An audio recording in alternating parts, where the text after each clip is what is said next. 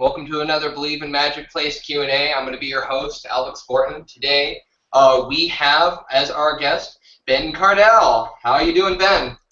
Hi, Alex. Hi, everyone. Thanks for having me. Absolutely. Thanks for being here, man.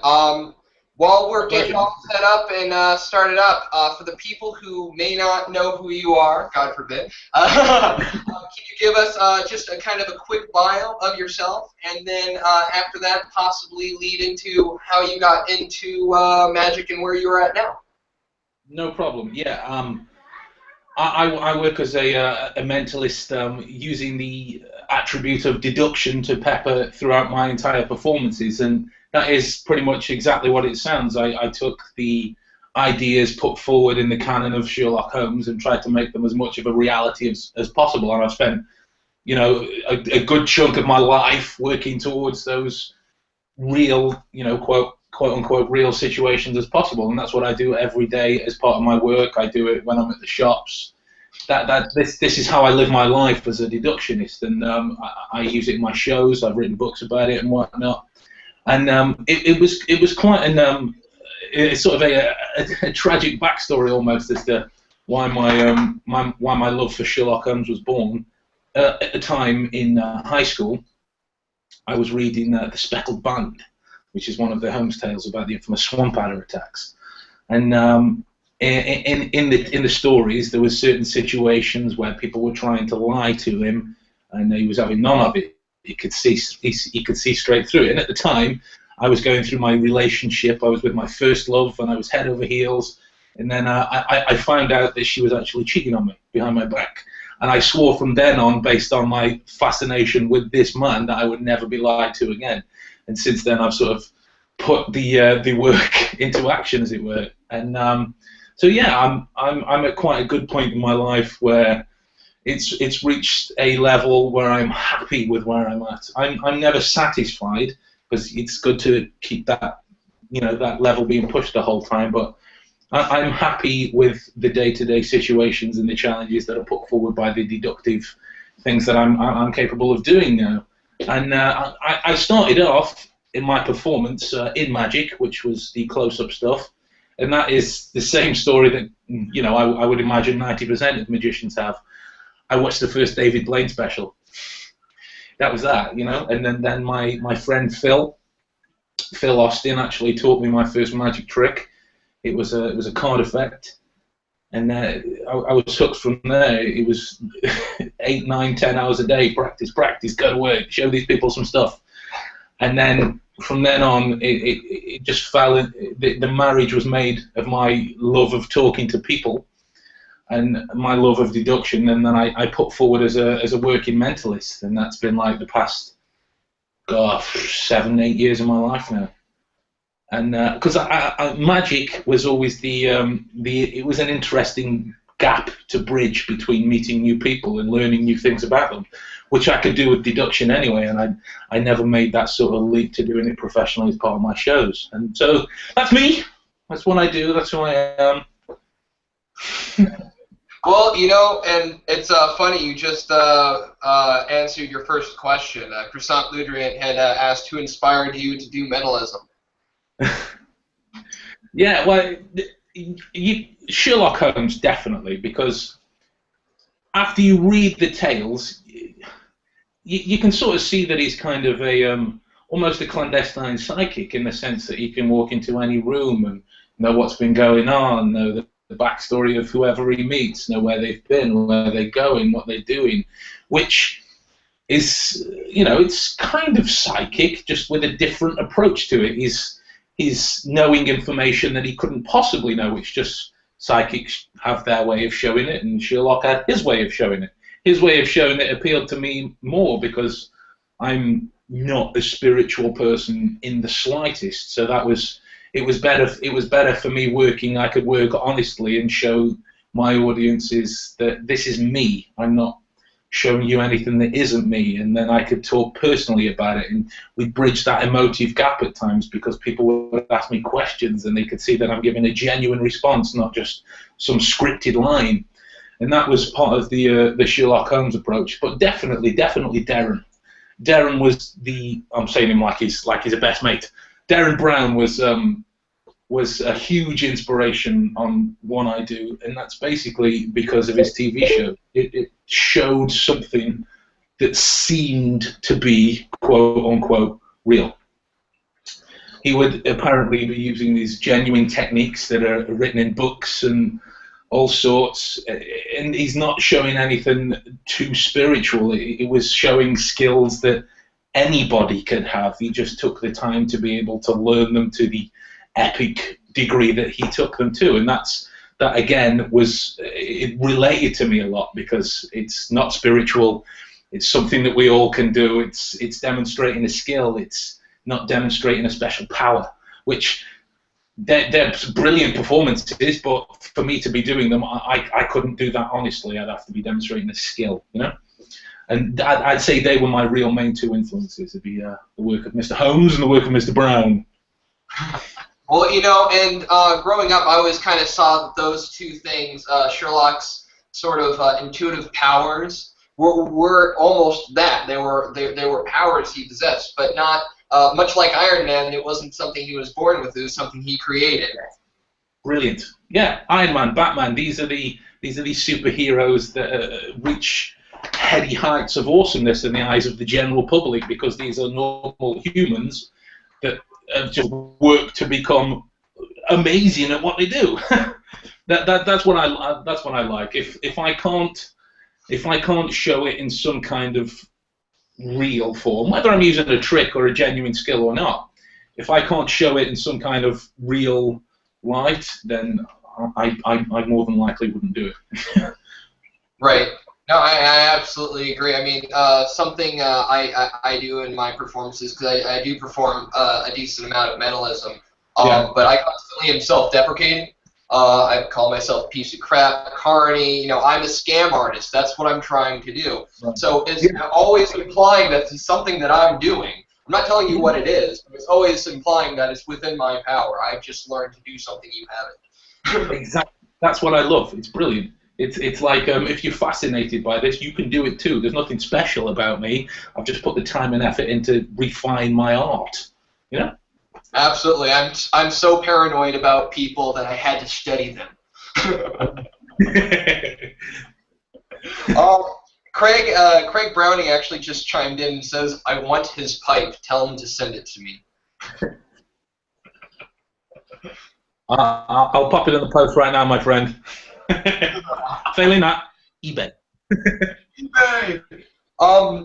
Going back into some questions, Laura Isley, our lovely owner/senior admin, my partner, was wondering, and if a layman asked you, or just anybody asked you, how would you describe what kind of mentalism you perform?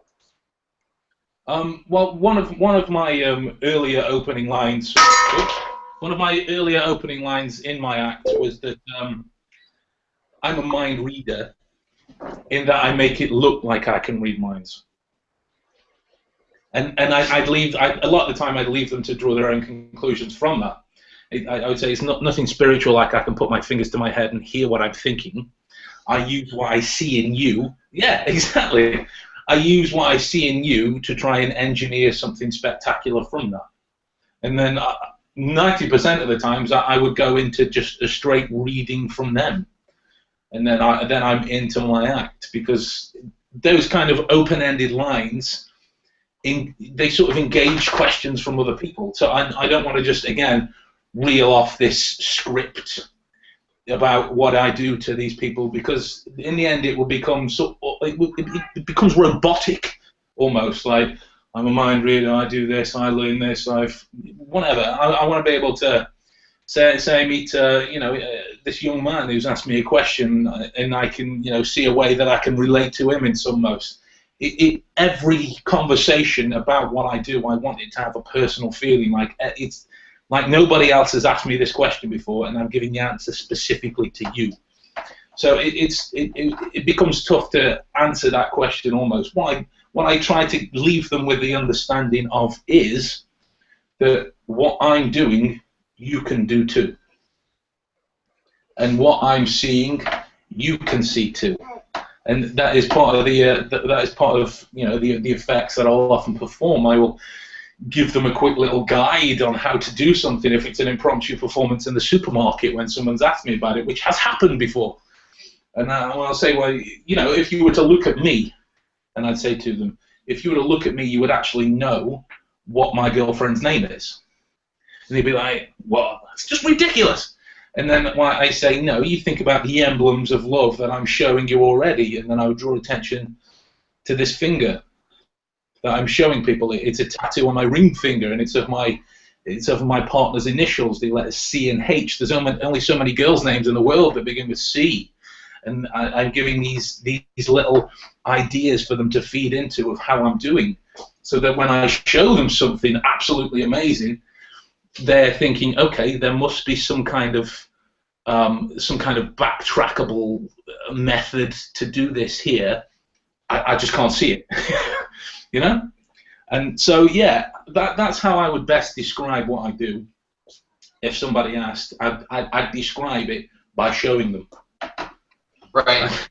I hope that answered. No, and you absolutely did. I love that. Really, with things like deduction and whatnot, methods in plain sight. I'm doing exactly what you think I'm doing. It's almost like a carnival trick because it's exactly what it looks like. Like I do fire eating and what's that?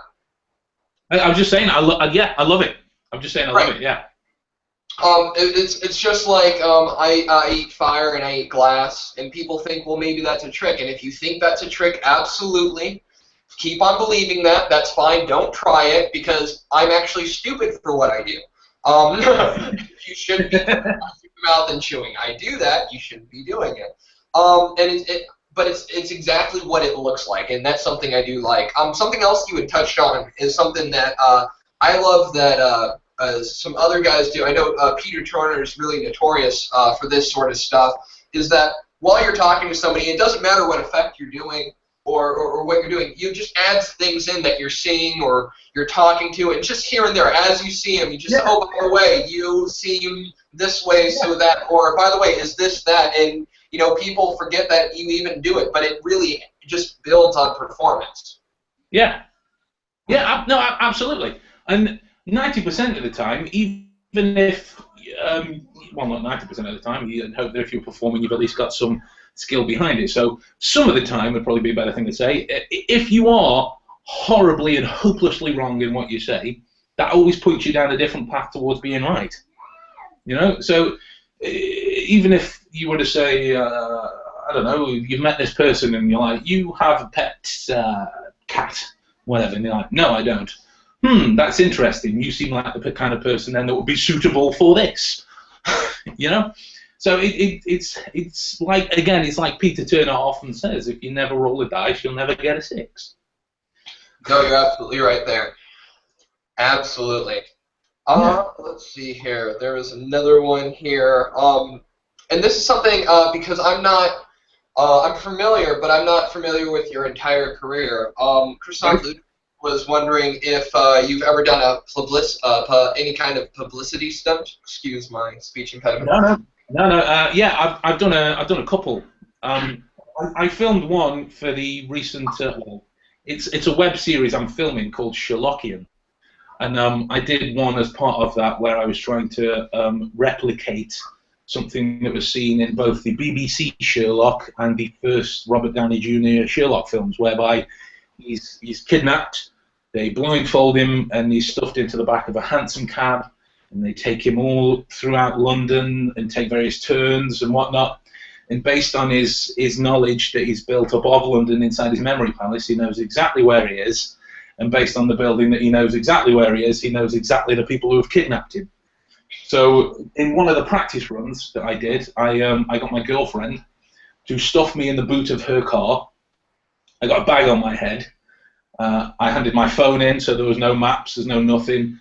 And then I got her to drive anywhere in my local city, which is it's comprised of 6 towns. I think on the A to Z there's like maybe 10,000 streets. There's something, give or take. And she was to drive anywhere in the city, And before they open the boot, when they parked up, I would have to know exactly where they are based on the knowledge I've built up inside my own head to do this. And I did. That was one of the publicity stunts I did. My deduction experiment that I've been doing online was it gained some popularity within my local newspapers, which was good because that was quite a different thing that. It may have been done before. You know, I don't claim anything as original to what I do, but I haven't seen it before. And that was whereby people could send me photos and handwriting of anything they wanted and ask me any question about it. And then using the deduction skills, you would have to try and be as accurate as possible with the answer to the questions. And then, so they're the main two publicity stunts I've done, using deduction and the quote-unquote real skills that I've worked on. Well, you know, and that last one I've been somewhat keeping track of. There was a point, I believe, at which I even submitted a photo. But there was, for that one, what I really like about it is really what you're doing for yourself, beyond doing the publicity stunt, is giving yourself a massive amount of practice, because when else will you ever have this much opportunity to get that kind of practice in? Absolutely. Absolutely. I couldn't agree more. And for the people that, initially what happened, I got my partner to put a message online of people that wanted to take part, and whoever replied, I would make sure that we aren't Facebook friends, we aren't Twitter friends, you know, you couldn't sort of get any secret information about them online. And then it would have to be as, you know, as hopefully as test conditions as possible. We would be in contact by email. And then the first round, I asked people to send me photos of anything they wanted. Then they were to ask me any question about it. And, you know, I was quite fortunate that, you know, I'd say maybe 85% were passes.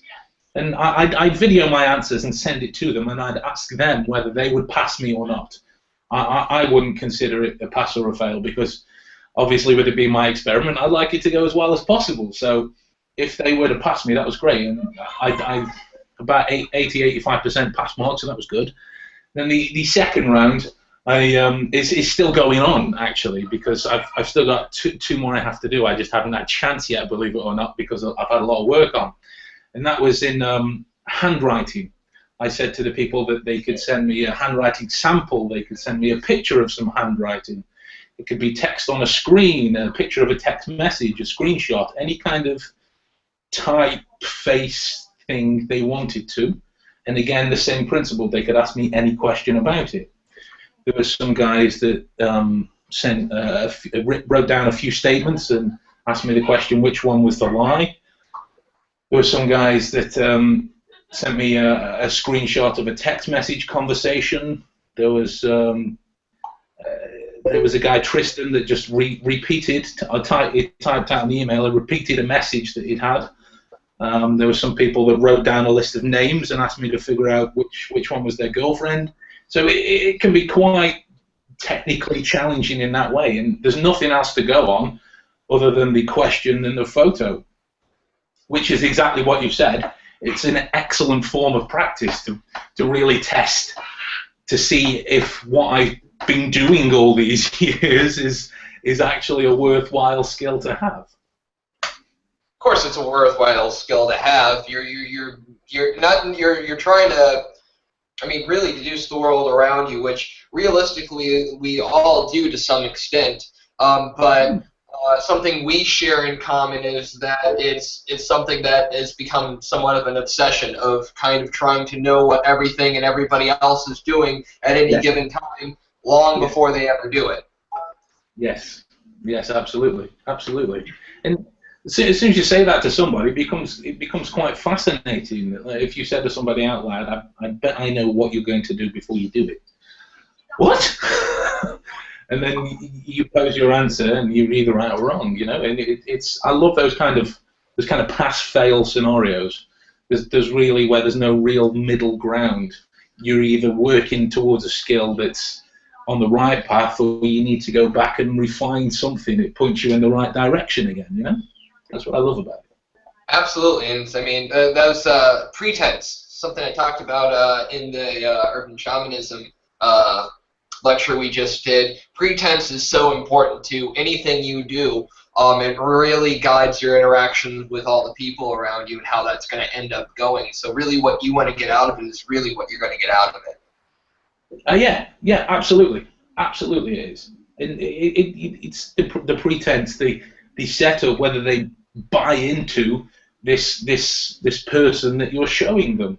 And if I'm showing 90% of the public a character that's got its basis in reality, then I'm at least going to get quite a large proportion of the audience on my side, because when you go down a different route, doing it this way, you don't get in touch with anyone's opinions, you don't get in touch with anyone's beliefs, unless you want to guide it that way. If you're presenting this character towards them, it's like a first-person meeting. They're either going to love you, or you've got to do some extra work to get on their side. You know? Absolutely, absolutely. Framing. That's where framing comes in into play. Yeah. And that's the difference between, say, something like urban shamanism and like what you and I do, which is much more of, hey, this is real, and this is just numbers between us. And you can call it whatever you want, but this is what I am doing and how I'm explaining it, and like I'm just hanging out and figuring you out. Oftentimes when I'm doing my karaoke book test and somebody says, "So go on, how did you do that then?" And I memorized the book, and immediately they'll go, "Shut up! No, you didn't. There's no way you memorized the book." When a lot of what I do with the karaoke book test is memorizing the contents of the book.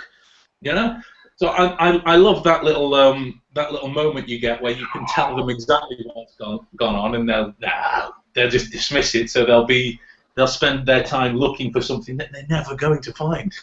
Yeah, I just told you. I just told you what's going on. You were not listening. I love that moment. I think it's brilliant. I don't want to get too far off some of these questions. Chris Whip was wondering, besides Joe Navarro books, which other books would you advise people to study to learn deductive mentalism? I've got quite a sort of laundry list of books there, because my initial reading of mentalism books didn't really start until a couple of years ago. Like I didn't read Corinda's 13 Steps until like a couple of months ago. So definitely go for Joe Navarro's work.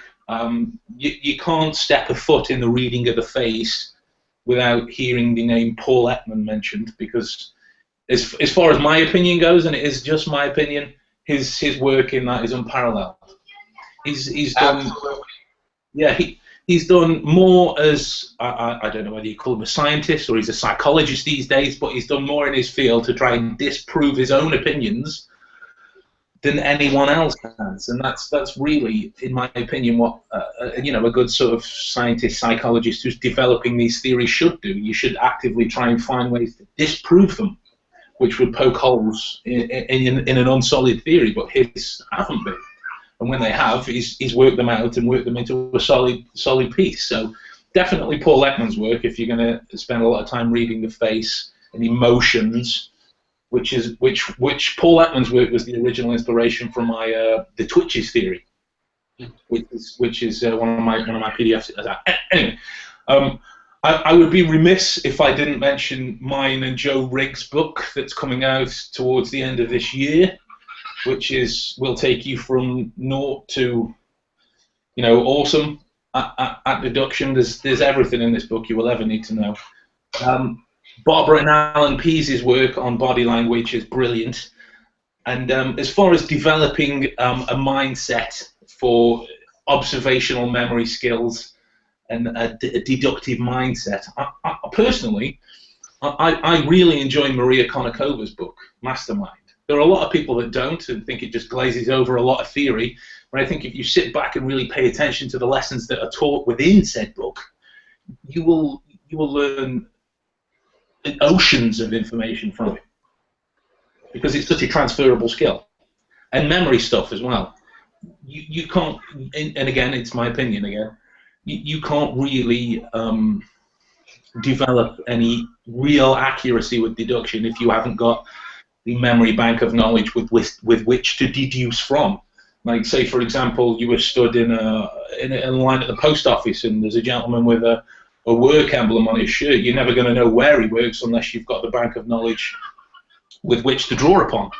And that's the same with anything. You're never going to be able to perform card tricks at the drop of a hat unless you've memorized the impromptu work. You're never going to know which coin tricks are. Memory is knowledge, said Aeschylus.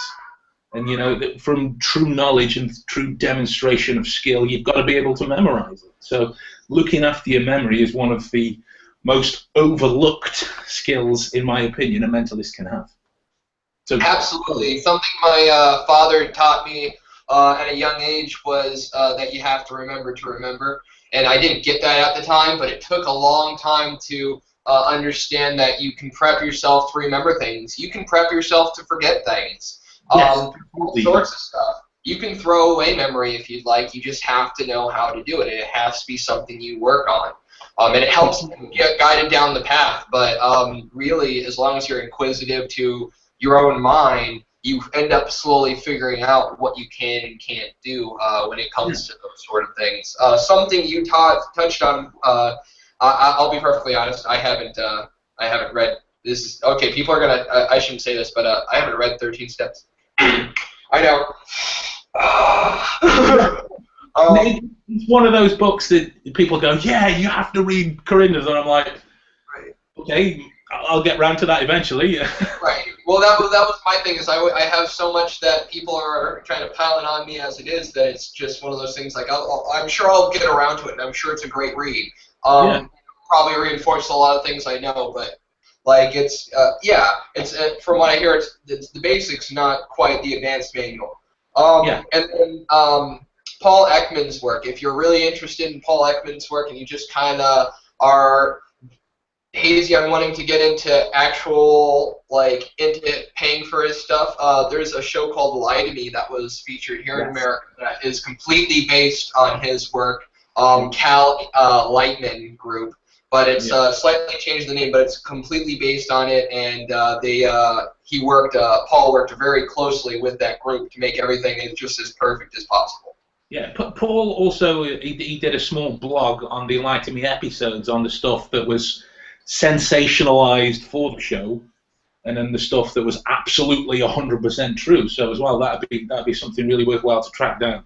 He's got his micro expression training tool and his subtle expression training tool as well, which, granted, can be a fair wad of cash to put down on something, but such an invaluable skill to have. Absolutely, and I mean a lot of the basic stuff that they go through. You can, I believe they have a basic version you can try on the site, as well as if you watch the episodes, they go through the training tons of times, and you can go through the training with them there. So just a quick free thing. I probably have seen that series like 20 times straight through. Phenomenal series. It's brilliant. There are also iPhone apps you can get to train in the practicing of micro expressions as well. I mean, they're only like £5 or £6, which I think is about $7 or $8. I'm not exactly sure. It's just a total guess, but they're cheap, is what I'm saying. And then that's a form of practice that you've always got on you. So you sat the train, you sat the bus, you sat the taxi, you're waiting to go to work. You can practice. It's there. Now that being said, nothing. In my experience, nothing helps better than just asking people why and how. How do you feel? Why? That helps a lot. I'm a big advocate of that. I am, but I know a lot of people want to build up the necessary amount of confidence before they bridge that gap to somebody. But yeah, absolutely. If you want to go and test what you're learning, then you have to go and ask someone. It's real people in the real world, and then.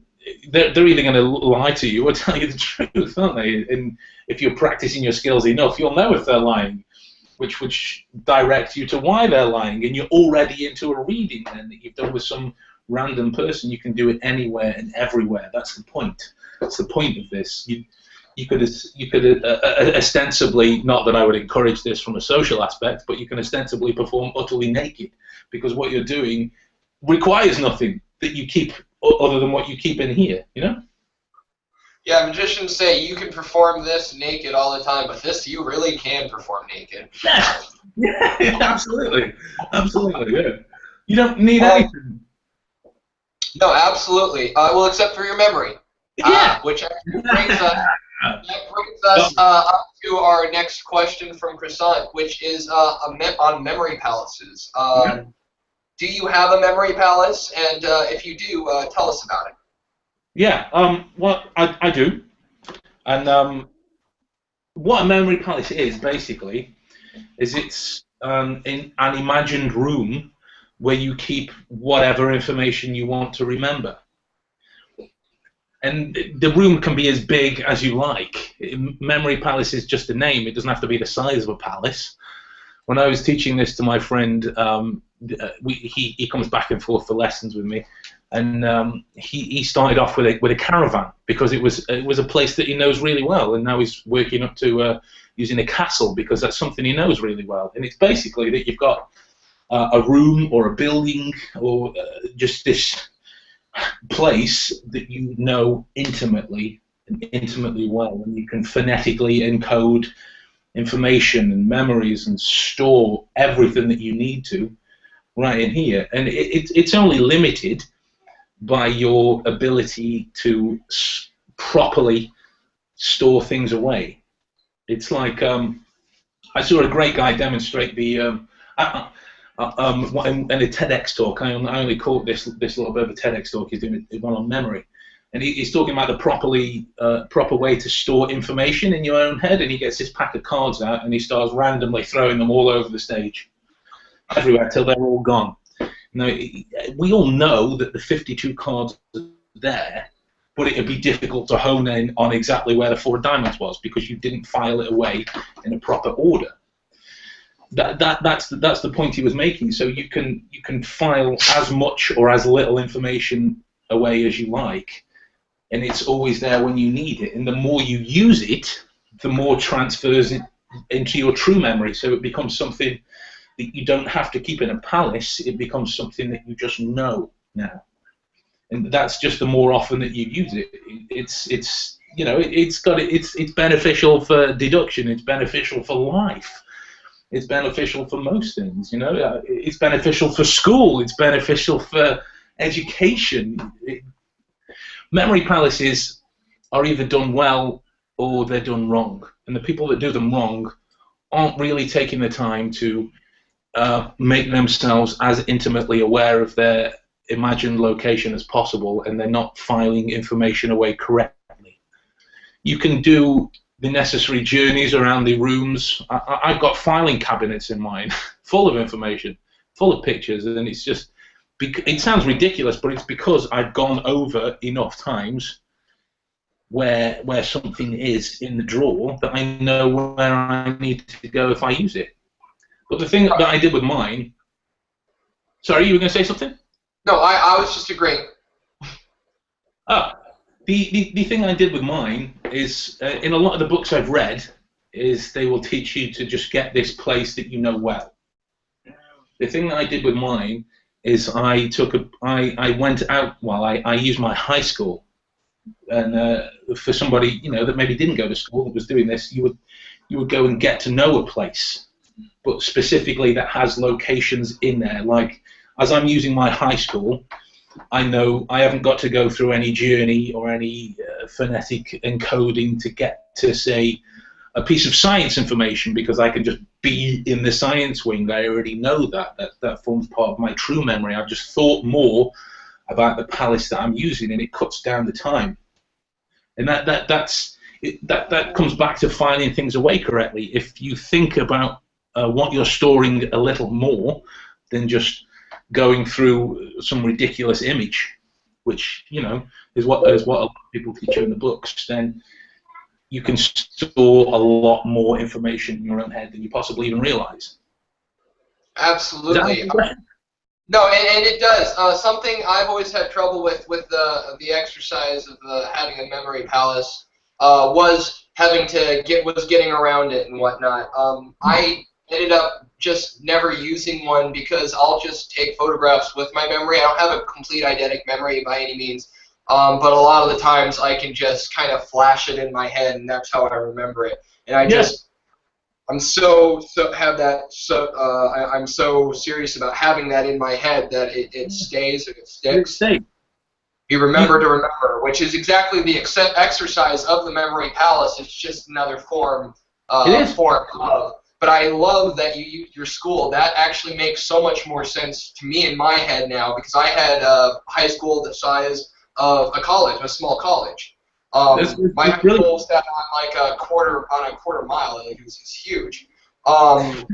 So like there's tons of place I could put there. As soon as you said that, I was just like, my school. Duh, yeah. high school. That's brilliant. Those things that you just go, oh, why didn't I think of that before? And I did the exact same thing because I went through reading all of these books and I went through doing all of the techniques. And I walked my dog past my local high school and then I was just like, I could just use this.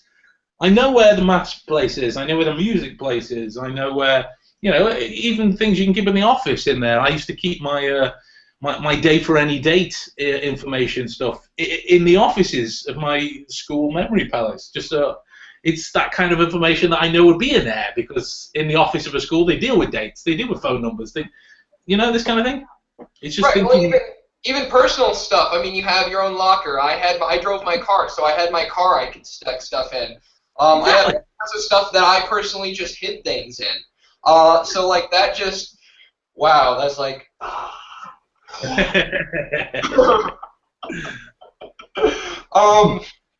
Let's see here. We're getting close to about our 45-minute mark. We had talked a little bit about doing some sort of contest. Do you want to do that now? Yeah, sure. I'll tell you what. I'll do you a copy of Sherlockian, which is the first book I put out on this way of thinking, and then a copy of my most recent lecture notes. You can either have the actual handheld copy, or you can have a PDF copy. That will be a choice of whoever wins the competition.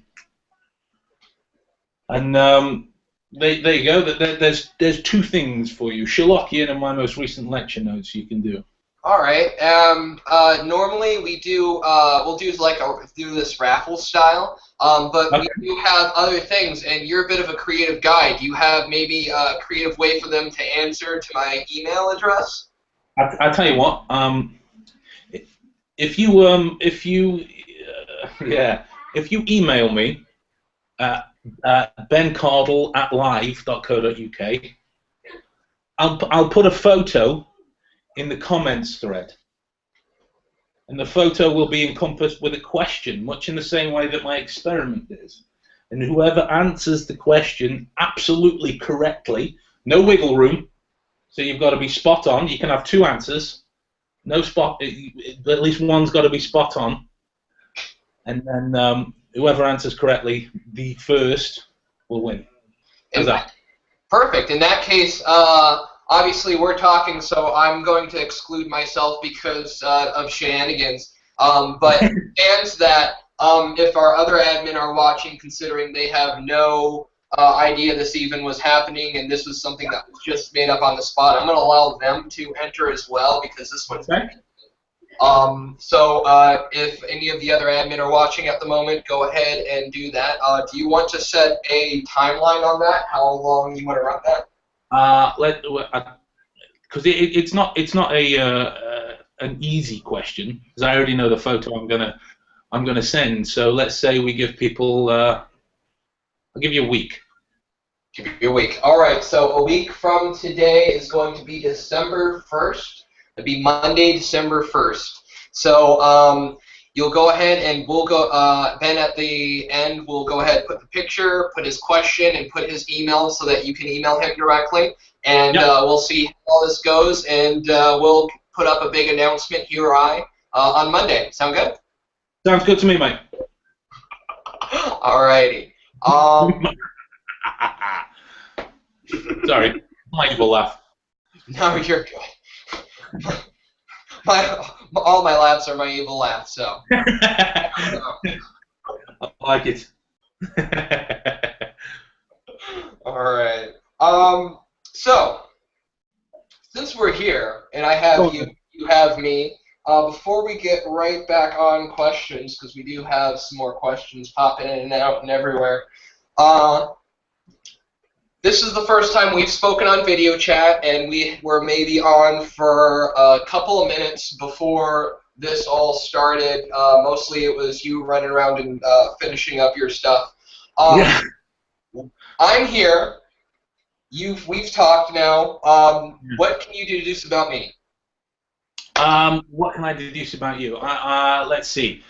I'd say you're about the 5'8", 5'9", 5'9" mark. You're in your office clearly. You have quite sort of not run-of-the-mill hobbies. You play. Is that a lot of games, like the role-playing games, them kind of things? I would say that if you had a pet, going off this kind of information, it wouldn't be a run-of-the-mill animal. It would be something quite, quite niche market. I would say it'd be something like possibly a snake, something like this. That's dead on, by the way. I just got rid of my snake, but yeah, we had a snake up until the skin's right here. Oh, right, okay. That was dead on, so go ahead. Excellent. I would say not necessarily a spiritual person, but more you would believe in being just the truth and the beauty of humanity. You believe being, if you're nice to you, if you're nice to me, I'm nice to you. That kind of thing. There's not necessarily a you verge on atheism, but you would have dabbled in the knowledge of each to at least formulate an opinion. That's 100% correct. How's that? Is that right? I honestly, I couldn't have said it better myself. That was all pretty spot on. What you're seeing behind me with those aren't video games. Those are actually different Magic DVDs and things like that. Oh, okay. Right, so, okay. And actually, I don't know if you see up there, there's just different products, vapors hanging up on my wall and things like that. But I do, you don't see, okay, this is going to get a little geeky, so I apologize for me. As if magic wasn't enough, I'm an otaku as well. Nice. So, I'm an anime geek. Good.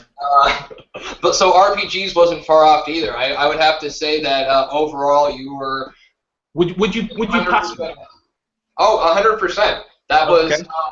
I mean, with the exception of mistaking possibly those for video games, like 100%. Actually, here, let me pull this down for you because I want to show you how not joking I am.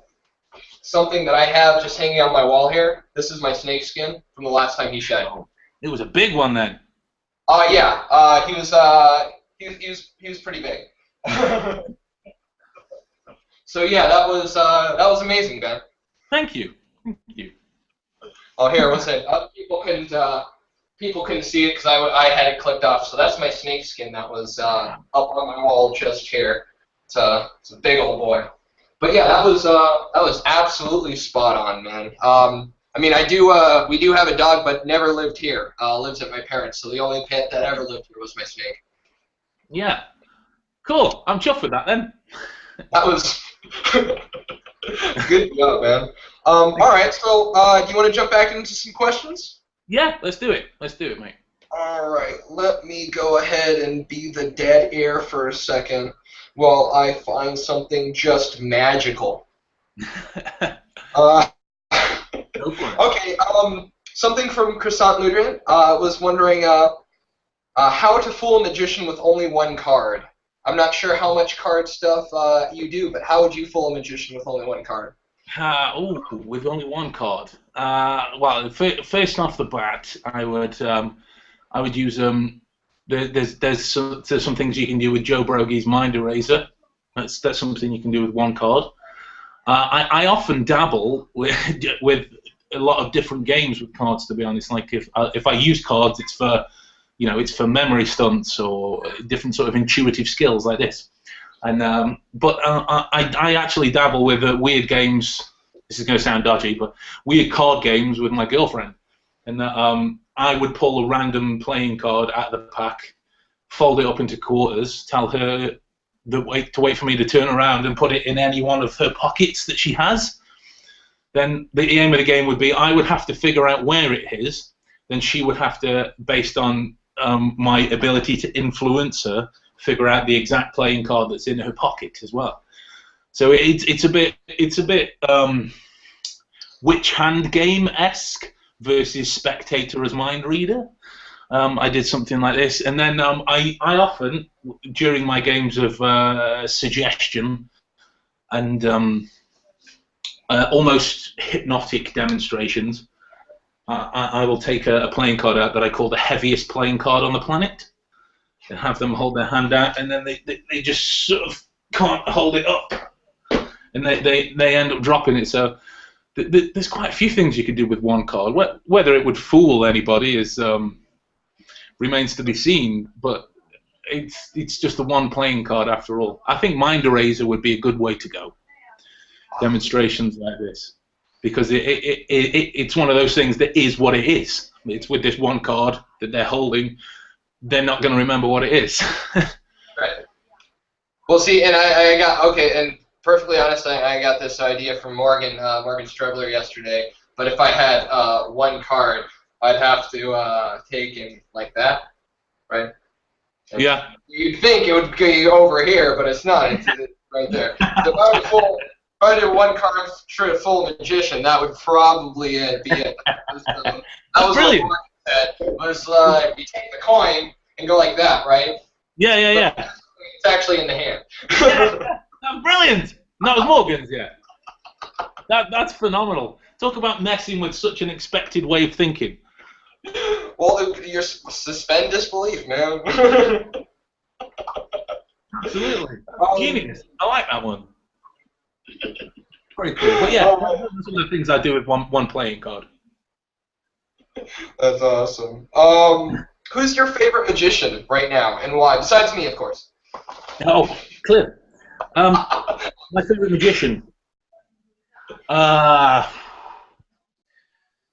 Is this strictly favorite magician or mentalist, or both? Either or both. Okay, my favorite magician. Multiple answers. This is really the power's in your hands. Oh, okay. I shall use it. I'd say in magic-wise, I've always been a fan of Matthew Wright. I think Matthew Wright's performances, magic-wise, are brilliant. James Brown, also. Apollo Robbins. And Jan Frisch, the French guy that did the cups and bowls things with the water. Oh, that was brilliant. Mentalism-wise, I'm going to really shock everybody and say Peter Turner. Shocking answer, I know. But in all seriousness, the guy's an author legend. Is doing things that people have only dreamt about for many years. It's brilliant. And yeah, Peter Turner, Luc Jamay, quality people. To have to stand on the same bill as those two after maybe a month before being absolutely starstruck at Luc Jamay picking me for an effect at Tabula Mentis was just weird. And Michael Murray, mentalism-wise, Michael Murray is just an untapped font of pure gold. He really is. I think if you just sat him down, well, I think if you sat the three of them down in a room for maybe an hour, that would be the end of mentalism, because they would have it all planned out the way the future of it is going to go.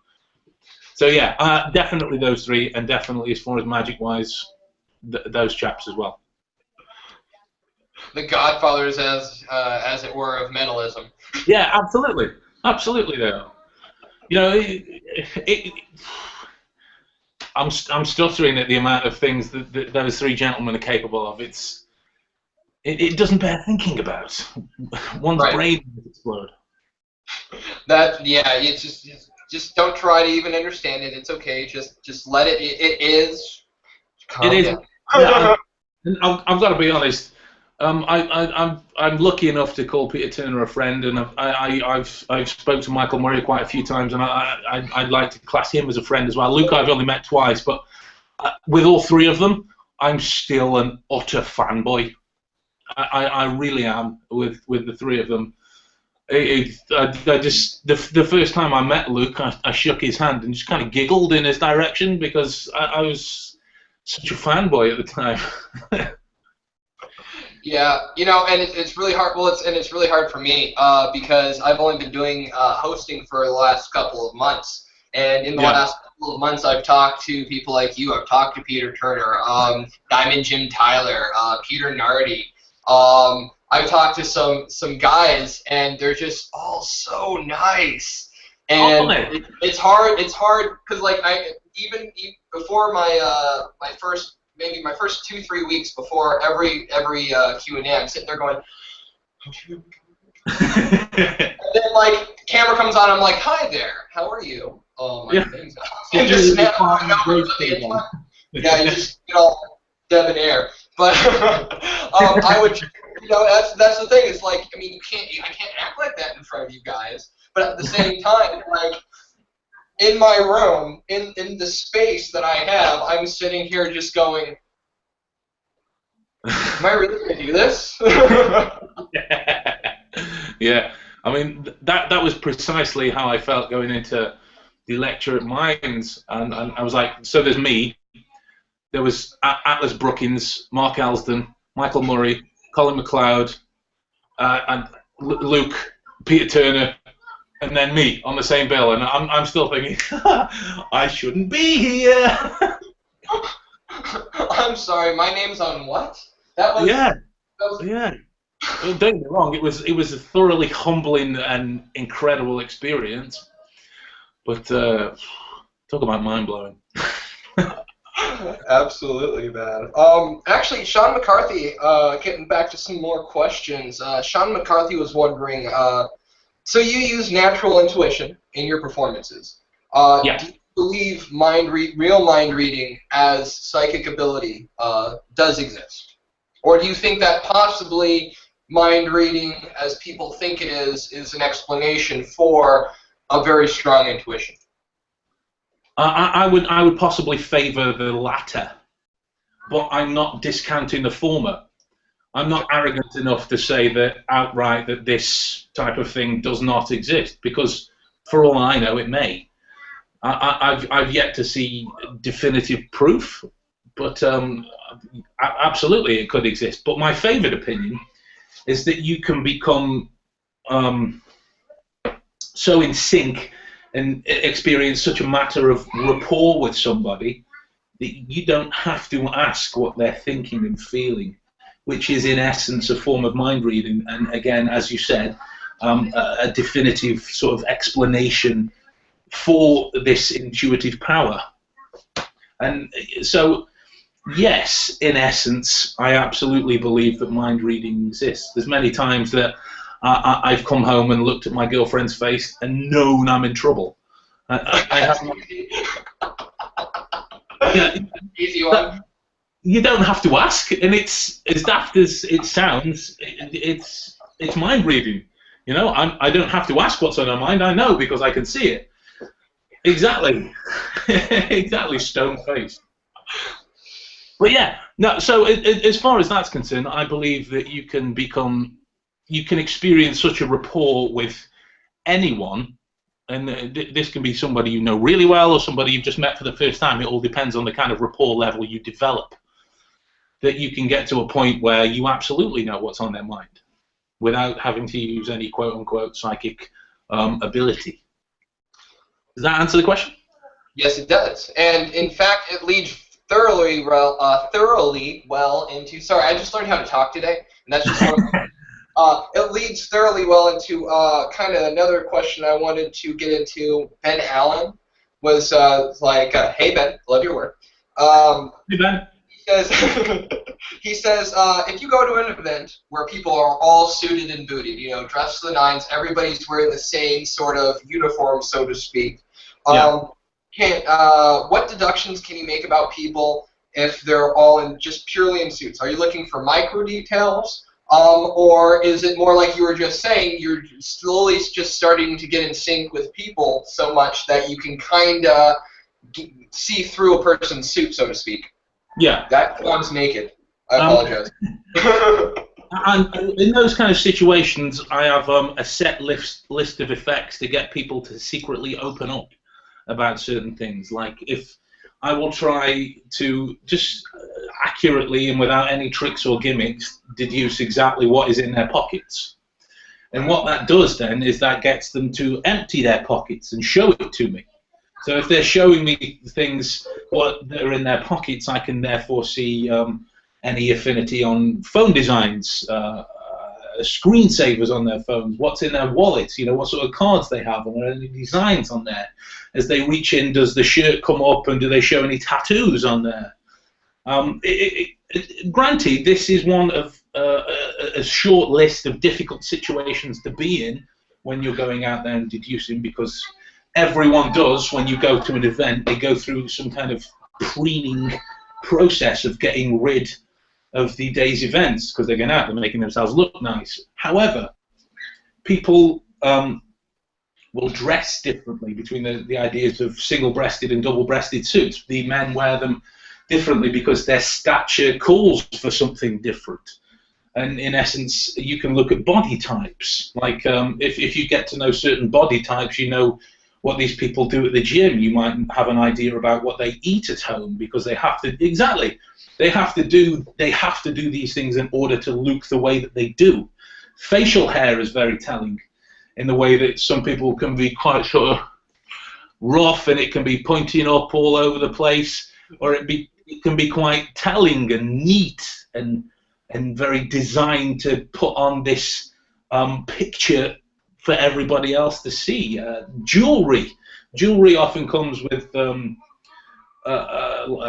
hallmarks, any engravings, this kind of thing. It's taking what you can see, and again, quoting Holmes here, it's having the grand ability in the situation is to be able to reason backwards from it. So you've got this picture that somebody's presenting towards you, and what can you backtrack from that? What were the leading ups to it? And oftentimes people's shoes, because they're what they've walked to the event in. You look like you're dying to say something. Oh, I am. And it was something I've been wanting to kind of, I've been trying to get to as many questions as possible, because having you on and sharing so many of your point of views, I could sit here and video chat with you for hours upon hours, just myself. That's fine. There was something, that I wanted to run by you, and it was something that I had come up with for, years, and it's just, I've kind of built on it, but it's kind of built into this one central idea, which is you are now what you've always been. You are now a product of your environment.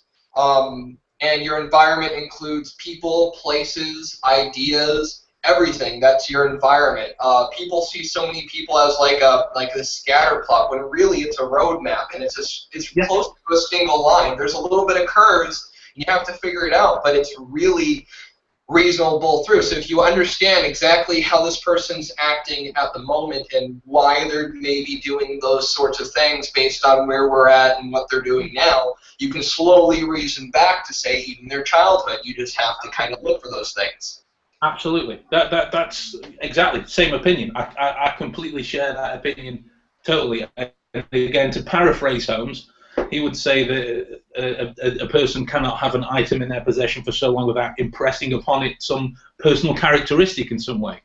What do we have on ourselves all the time? We are ourselves. So we impress our characteristics onto it, onto the canvas of ourselves. How we present ourselves outside is how we feel comfortable. It's what we bask in for a sense of ease. Even at an event such as Ben described, where everyone's suited and booted, same kind of thing. If you can differentiate between the designer labels and the not so designer labels, you've got a bracket, an economical bracket to work within, to still reason backwards from ideas about their lives, because as sad as it is, people with tons of money do a set of things, and people with just enough money to get by do a different set of things. Right. I was going to say, to build off that, like if somebody does have, say, nice clothes on, but, say, dirty hands, who are they trying to impress and why? Maybe dirty fingernails, maybe not clipped fingernails, small things like that. Why? Who are they trying to impress? And it's just those small little details. Absolutely. Exactly. And what you've got to do in those situations is be open to what's presented. Don't go in with the idea that you're going to see something. And I'm quoting a lot of people here, but it's Bruce Lee said it best. I found it best. Bruce Lee said it best in Enter the Dragon. It's like a finger pointing away to the moon. Don't concentrate on the finger, or you'll miss all the heavenly glory. And the one I took from that is if I go into a situation such as that, where everyone's suited and booted, and I go in expecting to see a certain something, I will miss everything else that is presented to me around. So if I go in with this frame of mind of openness and just observation and the ability to memorize exactly what I've seen, to the best of my abilities, I have more than enough information to get such a powerful reading from, or such a powerful piece of information from, that you couldn't possibly know however you're presenting it. Absolutely. Kind of moving slightly adjacent. Are you still there? Yeah, I'm here. Can you hear me? Woo. I'm here. You there? Did I lose you? Hello? Hello, Ben? Have I lost you, sir? I think we may have lost Ben, or maybe we've lost me. No, are you back? Can you hear me? Oh, there. I can see you. I can hear you. Yes. Yeah, that one. All right, good. We're here. They're here. You're there. I'm here. We're both. Okay, we're good. All right. So, moving mildly adjacent. Let's see if I can open my phone back up here. My dude was wondering, hey Ben, I think your enthusiasm is amazing, spot on. As a newcomer in the game, what would you consider key elements into developing your act? Especially coming from an alternative route such as Sherlockian, the Sherlockian route that you've taken. So,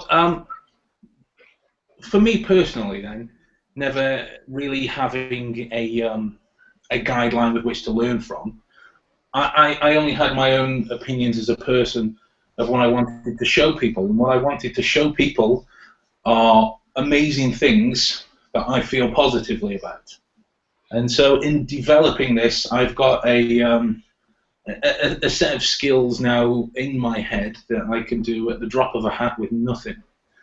But always I have a list of backup effects that I can do that are surefire, that are 100%,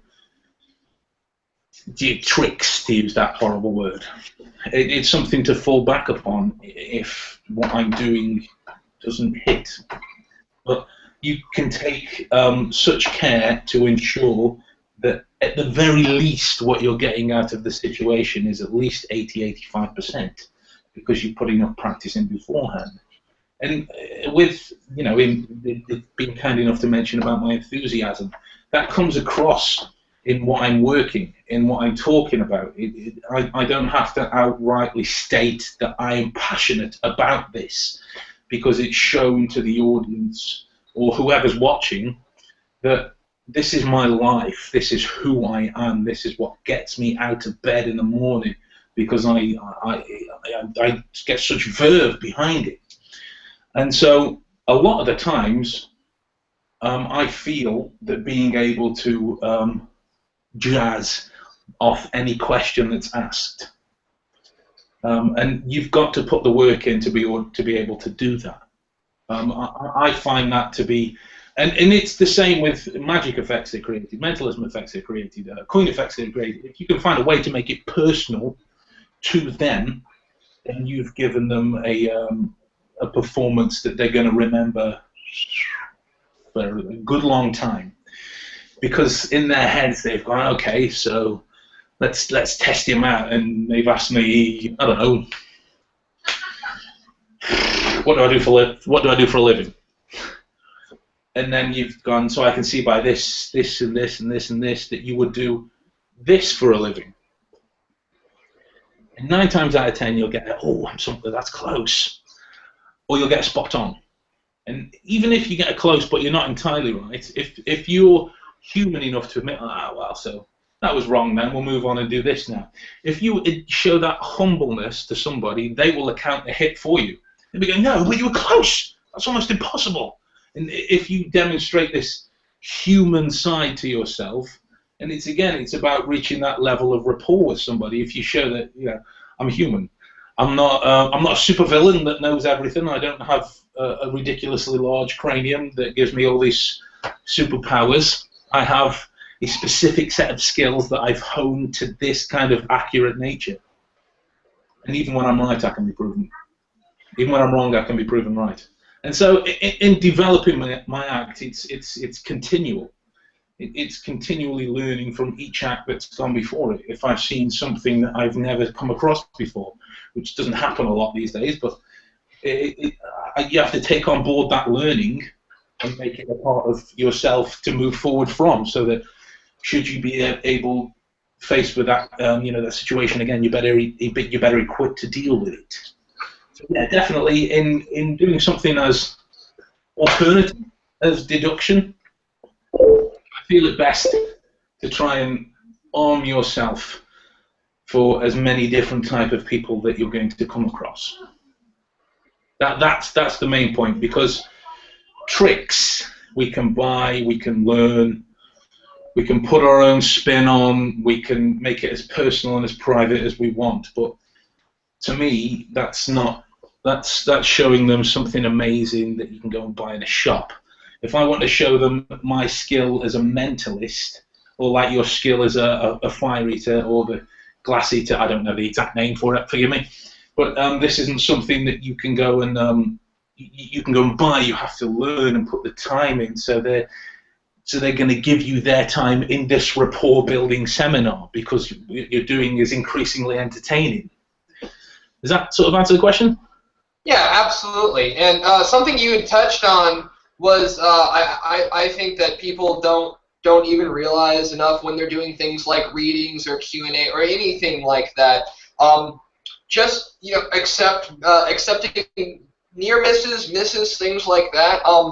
Like I said earlier, I'm horribly self-deprecating within my shows anyway. So anytime I mess up, because part of what I say constantly is like, I'm a piece of crap, I'm a piece of shit, I'm this, I'm that, I suck, and then I'll just move on. And people, it's surprising to me how often like you build that relationship with people, and I'm just joking, like it's my way of saying, okay, let's move on, and people go, no, you did great. That was like, I mean, you messed up a little bit. That was awesome, and they're rooting for you at that point. Exactly. It's a different thing to somebody pitying you. They are exactly as you said. They are rooting for you because they believe in you, and once you've reached that level, that's their entertainment done for the night. You can pull an elephant out of your pocket if you want, but they're still rooting for you. They still feel you, in that sense. And that's a very important thing to get in any kind of performance, as far as I'm concerned. Absolutely. It's just something really easy, a small thing to do in performance to change, to be able to go, instead of going, okay, well, I missed here, and then moving on to maybe another question, go, okay, well, that wasn't quite right, but, that makes a lot of sense because you said this, this leads me to believe that, and just, moving on. Definitely. If you don't frame it as a miss, nobody else will. Absolutely.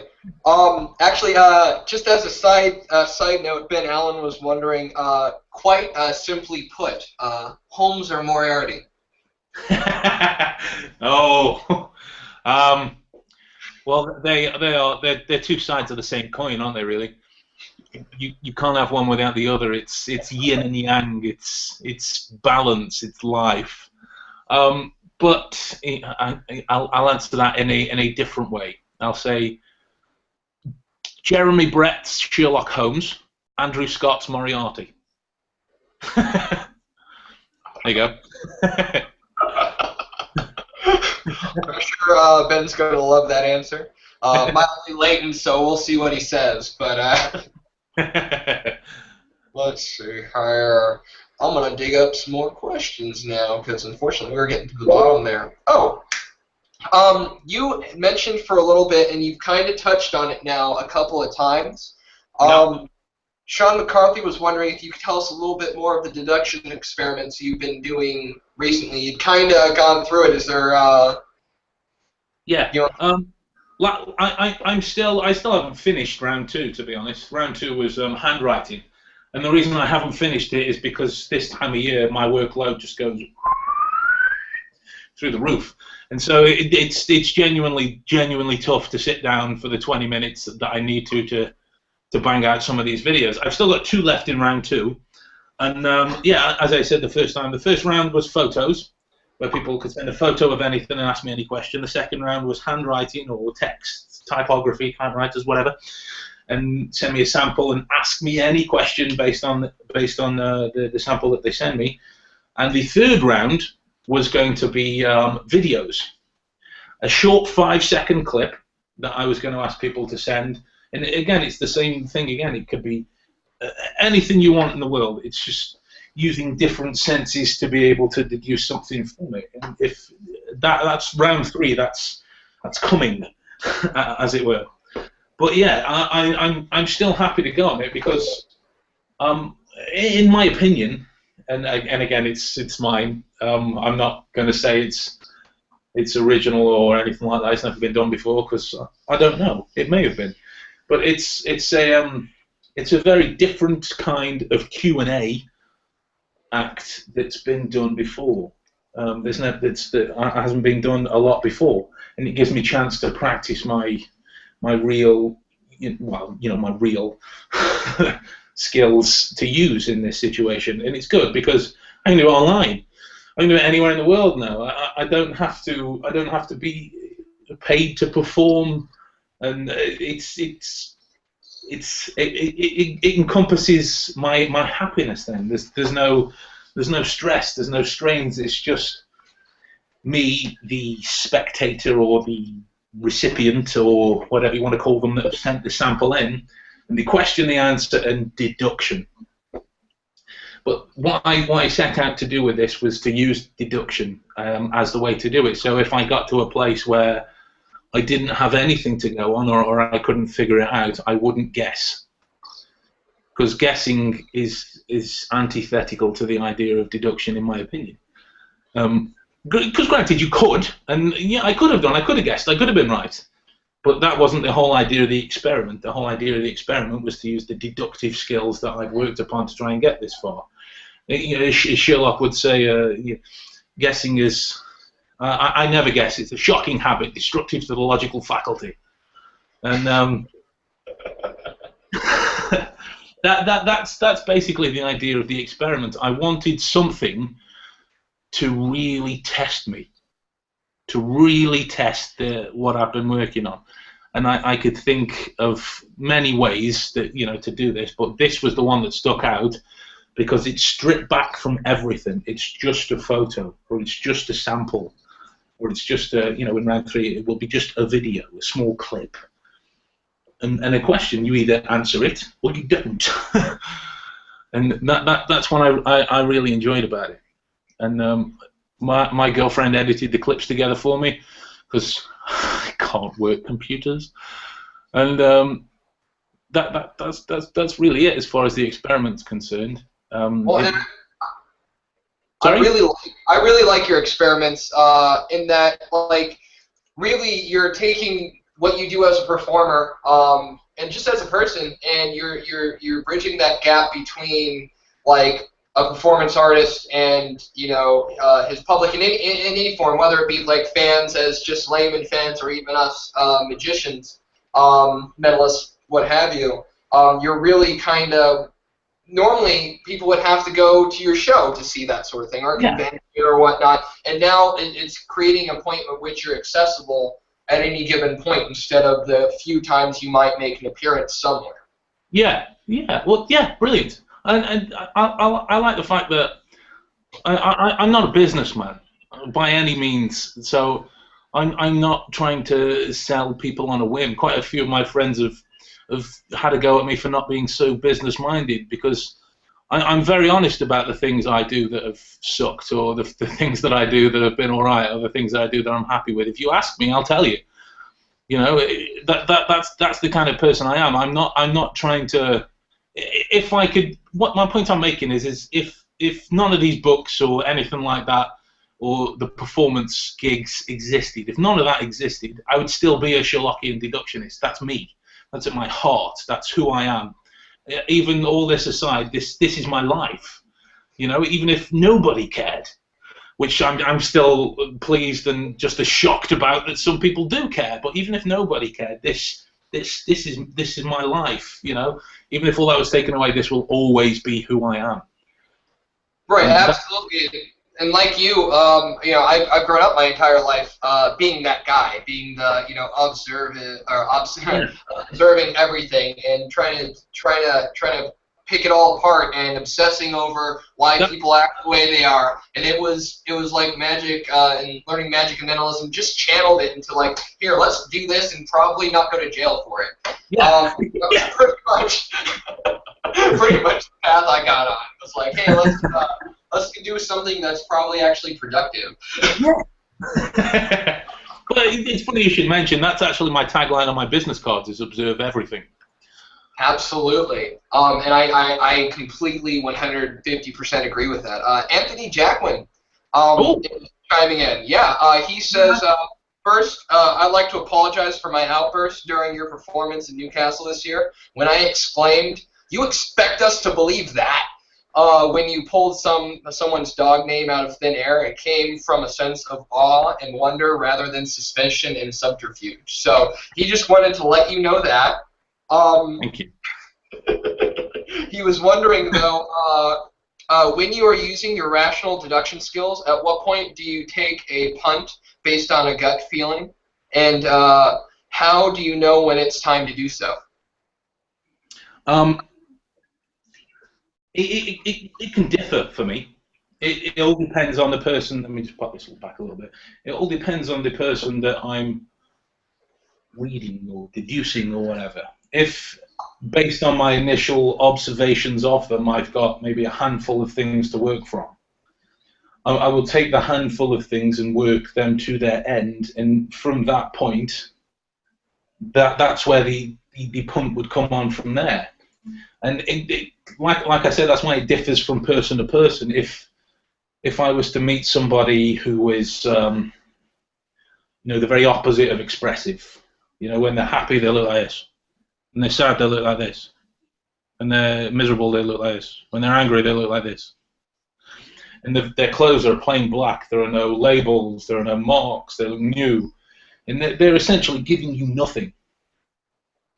That small list of items will still raise questions that you can answer with deduction.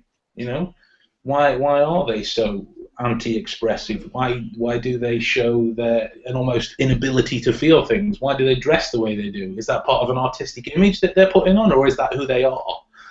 What do their shoes say about where they've walked from? Does the creases in their clothes tell you that they've driven there or walked? Or granted, that's just a small list of things that you can work from, but when you reach them to their their natural end, and you've got that kind of conclusion on the tip of your tongue, that's when the punt would come from there. And I would always make sure that in having a punt, that I've got a natural knockout waiting, because I don't want to feel like this is just sort of a cringeworthy guess.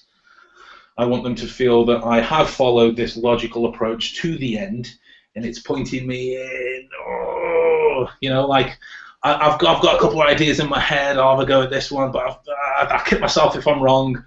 Boom, and then pass, fail, whichever. Then I move on to something else from there that I would absolutely know I could do, like the anything else really. It's just a quote. Any other surefire thing you could do. Well, and something that differs from mind reading and whatnot, and into your deduction and being able to sit there and tell people that this is what I'm doing is you're actually taking them down the same path you're going down anyway. So yeah. It's almost like you're not even when you're missing, you're leading them down how you missed, and everybody can understand how you missed and how you're close and like where you got to where you're at. And then when you draw your next conclusion, people are like, oh, that makes all sense. So you make that too. And that's kind of nice about what it is because there's no other explanation. You'd be like, well, you just guessed. No, like I just told you why I think that. Yeah. And a lot of the times with the deduction, the explanation of how you got there is just as impressive, and that's what I like about it, because the analogy goes that if you were to explain a magic trick, it wouldn't be as effective anymore. For me to explain whatever deductive end I've reached, it can be quite sort of intellectually appealing, or quite, oh, that's really clever, or oh, that's really good, or that's what I like about it as well. So that when somebody asks you about it, you can go, I did this, this, and this. They go, wow, really? Absolutely. I mean, when you look and I mean, how did I put it the other day? It's not that I know more than you. It's that I see more than you. I may know more and I may not, but I'm looking for everything. And I'm judging it as it comes in. Yeah, that's it. That's all it is. I'm a receiver in that essence. I receive whatever signals are going around, and there are a lot of games. Oh, you stopped out again. Looks like you are paused. I'll wait for you to come back. Hello, hello. We lost you slightly. You've gone black. Maybe it's me who's gone black, I'm not sure. Have you frozen? You are back. I can hear you now. All right, let's try this again. I was doing like games that you can play to practice and get more comfortable and more at ease with what you do. And if you take, I talk about this game to everybody because I love it. I've got so many weird games. If you take a room that you and several other people frequent a lot of the time, and then you take as much time as you need to when you're on your own to memorize exactly everything in its position, or where everything is, what's going on, what the room is. Take as detailed of a mental picture as you can. And you leave for a couple of hours. And when you come back, these people will have been in and out, action will have happened. There will be somebody's favorite cup on the table that was there before. There will be a warm bum print on somebody's seat that was there before. The TV magazine might be out. And you've got all these different things that you can compare with the picture in your head to, again, reason backwards from. This is practicing your deductive skills. You've been presented with evidence, in essence. You've been presented with the evidence of a room, and from it you can deduce backwards to reach the end. And that's a cracking way to practice, because you start to learn tells, you start to learn quips and quirks, and you become almost attuned to a larger amount of information at once, because you're used to standing back and saying, right, this is exactly what I'm looking at now, and being able to zero in on it in your mind. That's right. A cracking game. Absolutely, and I like that you're calling it a game, and I think that's really the difference. A lot of people do view that if you're going to view it as practice, it's going to somewhat be tedious unless you really like to practice. Something I always grew up doing, just as like how I trained myself to not be OCD, was I would play games and then I'd deliberately not play the games. Whether it was being like not stepping on a crack or something like that, making a rhythm out of the way you step, and you find that like as you play these games within life, that they help you with stuff. Like you find it fun and you start playing around with it. I really like that one. I don't really, I never intentionally did that. I do try to, when I walk back into my house, go, okay, who's been here? Yeah. Where's been around? And I think everybody does that to a second, but pay attention to it for a second and you'll learn something. Exactly. And there are a couple of good games that, well, I'm calling them good, beneficial games. I don't want to sound like an arrogant tool. They're beneficial in the sense that we know that, like, if we get to those moments where we peak a certain bit of information at some point, doing, you know, something, some kind of subterfuge, and we've got it in our heads, like they drew a smiley face, and when it comes to the reveal, you go, they drew a crap. What did he draw? And you get that memory lapse, and that from all that is, in my opinion, and the research that I've found, is that you haven't got enough confidence in your own memory, and that is in essence what a lot of memory technicians talk about. Don't talk about enough, is this confidence in your skills, this confidence in your memory, because the immediate time that you start to second guess yourself is when the memory goes bye. Like, it's those times when somebody says, hi, my name is Dave, and you go, yeah, nice to meet you. You walk away going, I haven't got a clue what the name is. Even though you've heard it, you've gone into that knowing that, oh, I'm terrible with names. I'll never remember names. That's one of those skills. So what I started doing is I started practicing flash memory games. I've got a jar of change in my living room, and it's so heavy now I can barely pick it up. I'll reach into it, take a handful, and drop the change on the ground.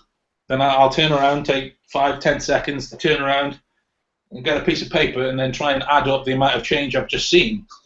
I do the same with playing cards. I take the playing, like a deck behind my back, make them face up and a face down, and just throw them on the ground. Take 15, 20 seconds, whatever, to try and count the face down ones, turn back around, so you got to 17, whatever, and count them out, see how close you are. It's these games that build the confidence. You're not learning anything new, but it's confidence-building exercises to be able to take in a lot of information immediately when you see it and know that you can do it. That's the confidence point that comes across. And repetition, that's really what it is. You're repetitively doing it in a non-judgmental environment. You can be wrong, and nobody is going to heckle you. It is important at some point to perform for people who do have zero vested interest in your happiness. That needs to be a thing. But starting off as doing that practice, or even doing both and practicing that in the interim, is always a good thing. Repeat, repeat, repeat. One of the favorite things, and something I try to keep in mind every day, Jeff Sheridan said this in his card manipulation course act. It was, there is no mastery without obsession. And I think that is just the most spot-on statement I've ever heard in my life. Yeah, absolutely. Absolutely. That's succinct and to the point. I agree. Absolutely. We got a couple more questions as we start getting close to wrap-up time. We've already hit an hour and a half. I do waffle on a bit, I'm sorry. Oh, and so do I. I know this has been really good. Ben Allen was wondering, do you think that shows like The Mentalist and Lie to Me are good for us as mentalists and deductionists? As laymen can make the distinction between, may not be able to make the distinction between TV and reality and what can really be seen. Do you think it's easier for them to buy into what we do because things like that are becoming more popular? Like Sherlock is on here in America constantly. My girlfriend loves watching it. She watches it all the time. Like when you said the quote earlier about guessing, I've seen him say that so many times it's not even funny. I personally think that these shows are really good for everyone, in particular us, because I think a lot of us can be shackled by the beliefs of what's possible and what's not. Like when I came up with the karaoke book test, one of the ways to use it was you memorize the bank of songs, and initially when you say to somebody, that is one of the methods to it, they go, I'll never learn that, that's too hard. I say, no, this is how you actually do it, and then it becomes easier to do. And I think that what these shows, in essence, show us is somebody that isn't restricted by anything. They can be placed in any situation and come out of it with a success. And again, more relating to the question, I do think the shows a lot of the time help people understand what we do a little bit more, because the shows do explain a little bit more about what we do that we necessarily don't have time or even want to do in our performance. We're concentrating on entertaining and such. So if they say, oh, I saw that in The Mentalist, or I saw that in Lie to Me, or I saw that in Elementary, or whatever, they go, Mint, you've already got, what goes on instead is you've already got an understanding of what's going on. Let's get to the entertaining bit where I'm going to knock your socks off with something incredible. You don't have to speak about it. It becomes this unspoken, unspoken rule between the two that you just know and understand, so that this is going on, that deduction is going on, that reading somebody is going on. You don't know how it works, but you know that it's going on. What, darling? Sorry, my daughter's just come in to talk to me. That's fine. But yeah, sometimes as well, I've found that they, only in a small number of cases, don't get me wrong, that they can have detrimental effects, because the people, and this is only a small-minded group of people that have a very narrow sense of the world. They walk through with blinkers on. They believe that because they're seeing something that has happened on TV, it must be fake. It must be fake in some way.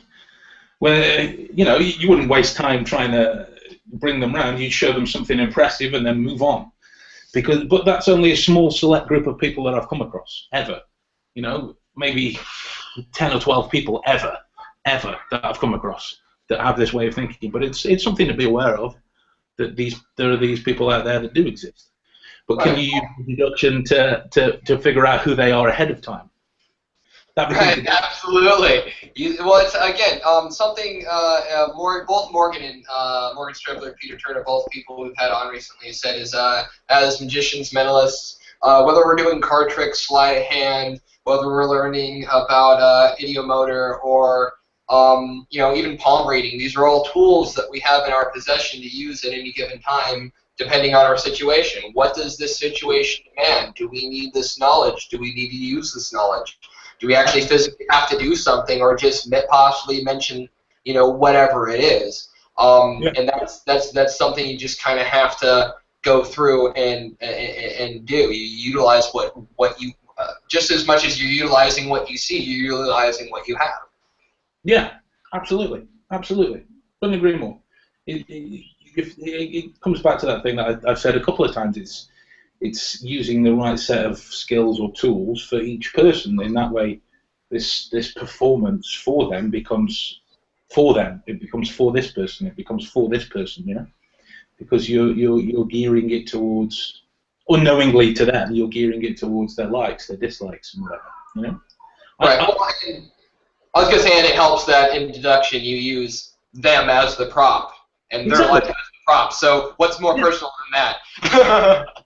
Yeah, I couldn't agree more. They say that there's nothing more powerful for a coin magician to do than magic with coins that come out of their pockets. There's nothing more powerful for a card magician to do than with a borrowed deck. You are a lot of my act. So there is in essence a lot of impromptu, powerful, directly for you material there. Right. Absolutely. All right, we're getting real close. I know your family's probably wondering, why is Dad not around? I have one more question I'd like to go off, and we can kind of end it on this. Before, possibly, if you'd like to plug anything coming up. I know you have a few things we've already mentioned. I'd like to get back to those so I can possibly write these. William Cunningham, or Bill Montana, as it were, was wondering what effect have you created? What effect that you've created is your favorite, and why? Wow, what effect is my favorite? I have a couple, to be honest. I have a couple. I have a borrowed, memorized deck routine, which it's you borrow a deck that's been shuffled or whatever, and then you tell your spectator that you're going to memorize the order of the entire pack of cards. They say, yeah, fine. So you spread through them, you memorize them, you put the cards down. And you talk to this person, you say, okay, so I can memorize a deck. What's the point? And then you talk about it. So in card games, it'd be good to know where the important cards were, yeah? So in most card games, 9 times out of 10, the important cards are the pictures cards because they're worth enough. And you give them the deck, and you say, so, I don't know, 6 cards down is the first picture card, it's the King of Spades. A couple of cards later is the Queen of Diamonds. And then you reel off in order the entire run of the picture cards. That is one that I love to do because it's one of those things, again, where you can go, well, I memorized the deck. No, you didn't. I did. I just memorized parts of the deck. And that's what I like. I have this thing that it's in my new book that's coming out. It's called 3-Point Problem. It uses a sponge ball in mentalism, a sponge ball, and an ability to help somebody get over a problem in their lives, a problem that they're having, and they immediately walk away feeling better and more at ease from it. It's got typical effects in it. There's a partial demonstration of the witch hand game. There's a partial demonstration of where you guess the thought of word that's to do with their problem. And then you show them what they wrote on the card, and they can't say it anymore. They can't say the problem. And then it gets to that point where they just end up feeling better about it, like they've moved past. And at the end of the routine, you ask them, so, yes or no now, do you feel like this problem's disappeared? Do you feel it's gone? Do you feel better equipped to deal with it? And they will always answer yes. So they always walk away with that positive note. And the final one that I've started performing a lot of late, and I did it in my the video will be out shortly. I did it for the web special Sherlockian. It's like a propolis Cluedo reveal, where I went round to this chap's house and I asked him if he was familiar with the game of Cluedo. He was. And so I asked him to come up with one of the people in the game of Cluedo and a weapon. And because we were using his house, I asked him to name a room in the house. And let's say he named Colonel Mustard with the revolver, and he named his bedroom. Say, it's fine. That's what he freely came up with. So we went into his house, and lying on his bed, I had placed one of my friends with a revolver to his head, and he got a name tag on that said Colonel Mustard. So that's a small demo blown up to be really big, and that's something that I really love doing of late. Besides that, just general real games of just real quirky offbeat games, like based on that whole coin memory, flash memory game that I started doing. I started listening to coins in people's pockets, and when you hear the coins jingling in people's pockets, you sort of guess and figure out how much is in there. So within give or take 30 pence, you know, or whatever the coin system is in the States. These types of things I love. You know, I like to go to someone and go, let's have a game of rock, paper, scissors. And they're like, as a mentalist, I like to stand there and smile. And they're like, oh, he already knows what I'm going to do. I might be at that point where I haven't got a clue what they're going to do. But I'm already getting inside their heads as part of these real games.